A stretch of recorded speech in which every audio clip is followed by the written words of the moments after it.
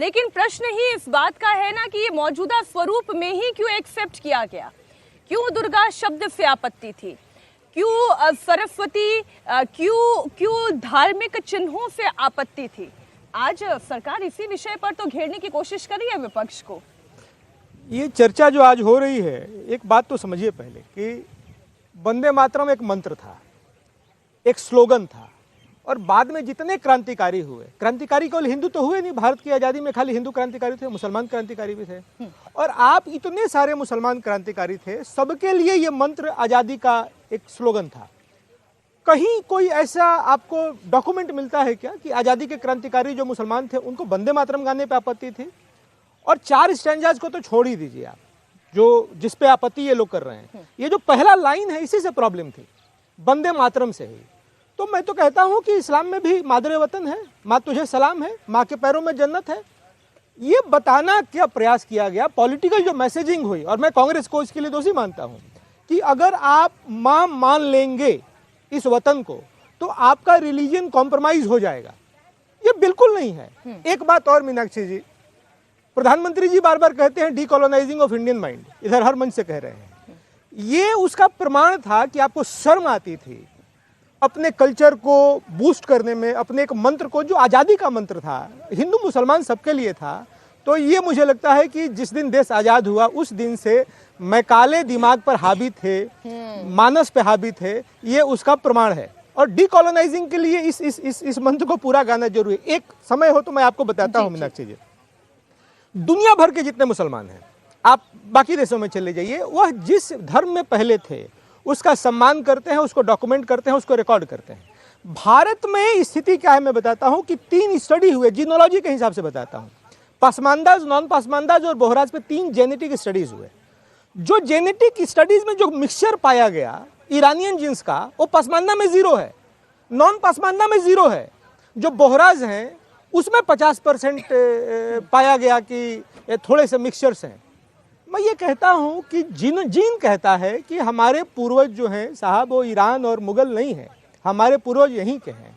ये मैं फिर कहता हूं कि ये डीकोलोनाइजिंग ऑफ इंडियन माइंड के ये है कि इनको मालूम चले, जैसे दुनिया के बाकी देशों में मुसलमान अपने पूर्वजों को सेलिब्रेट करते हैं, भारत के मुसलमान जिसने अपने पूर्वजों को सेलिब्रेट करने लगे ना, तो ये झगड़ा खत्म हो जाएगा, ये तू मैं खत्म हो जाएगी, ये विरोध खत्म हो जाएगा कि भगवान राम आपके हैं और हमारे नहीं हैं, वंदे मातरम आपका है हमारा नहीं है। ठीक ठीक, बिल्कुल ठीक बात। वंदे मातरम को लेकर जो चर्चा होने जा रही है, ठीक 12 बजे प्रधानमंत्री नरेंद्र मोदी लोकसभा में अपनी बात रखेंगे और यहाँ से लोकसभा में चर्चा की शुरुआत होगी। और कल गृह मंत्री अमित शाह इस पर अपनी बात रखेंगे और फिर जेपी नड्डा भी राज्यसभा में इस पर अपनी बात रखेंगे। बड़ी खबर आपको दे दें, गृह मंत्री अमित शाह इस पर चर्चा की शुरुआत करेंगे, कल राज्यसभा में बोलेंगे और उसके बाद फिर जेपी नड्डा इस पर अपनी बात रखेंगे। अब 2 बातें हैं, एक बात तो ये हुई ओम जी की, क्या ये इस्लाम विरोधी है इसलिए इसमें काट छाट कर दी गई, इस्लाम का दबाव था, मुसलमानों का दबाव था इसलिए काट छाट कर दी गई, नेहरू जी डर गए थे इसलिए इसमें काट छाट कर दी गई, तुष्टीकरण की राजनीति हावी थी। मैं थोड़ा सा इतिहास में ले जाऊंगा तो बात आपकी एकदम स्पष्ट हो जाएगी कि वास्तव में था क्या। वास्तव में देखिए, पहले तो वंदे मातरम या इस भूमि को मां मानना ये कोई 100-200 साल की परंपरा नहीं है। तब जब पूरा वेस्टर्न वर्ल्ड जो आज अपने को बहुत प्रगतिवादी प्रगतिशील कहता है, जब शायद जंगलों में रह रहा था, उस समय हमारी जो वैदिक ऋचाएं गूंज रही थीं, उस समय हमारा अथर्ववेद उद्घोष कर रहा था, माता भूमि पृथिव्याम पुत्रोहम, ये भूमि हमारी माँ है और हम इसके पुत्र हैं। और उसके बाद पूरी कंटिन्यूड है। रामायण में आप देखिए, रामायण में जब लंका विजय करते हैं भगवान राम, तो वो कहते हैं कि मुझे ये सोने की लंका रुचती नहीं, और कहते हैं जननी जन्मभूमिश्च स्वर्गादपि गर्यसी, मेरी जो मातृभूमि है वो मैं स्वर्ग से भी बढ़कर मानता हूँ।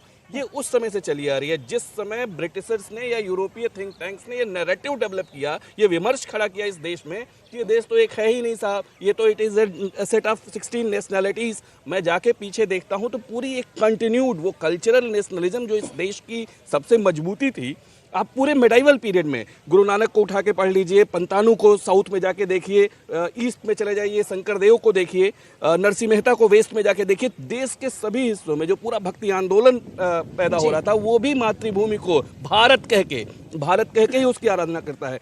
ये नया नहीं था। अब आइए वंदे मातरम की बात। वंदे मातरम पे जो ये विवाद खड़ा किया गया, 1909 तक कोई विवाद नहीं था। 1896 से पूरा पूरा वंदे मातरम कांग्रेस के अधिवेशनों में गाया जा रहा था, पूरा वंदे मातरम।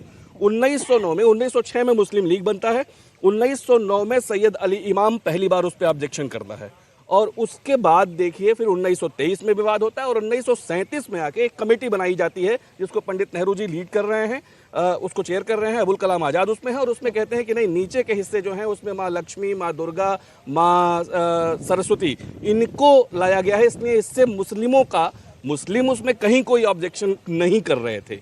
ये तुष्टीकरण की ही नीति थी, और डर था मुझे लगता है कि इस पूरी परंपरा को निगेट करने का, उसको क्यों जोड़ना था धर्म से। ये तो हमारे प्रतीक थे, और बहुत समृद्ध प्रतीक थे, जो हमारी मातृभूमि की आराधना करने में। और उसके आगे भी देखिए, मैं एक चीज और बताऊं आपके माध्यम से, बंगाल की धरती से निकले स्वामी विवेकानंद पूरा देश क्रॉस करते हुए गए कन्याकुमारी में, और वहां जाके जब वो 3 दिन 3 रात ध्यान करते हैं, यही दिसंबर का महीना था 1892 के वर्ष में, मीनाक्षी जी, उनसे जब पूछा जाता है कि इस ध्यान में आपने क्या देखा, क्या पाया, जानती हैं उन्होंने क्या कहा? उन्होंने कहा कि मैंने देखा और मैंने पाया कि माँ दुर्गा और भारत माता में कोई अंतर नहीं।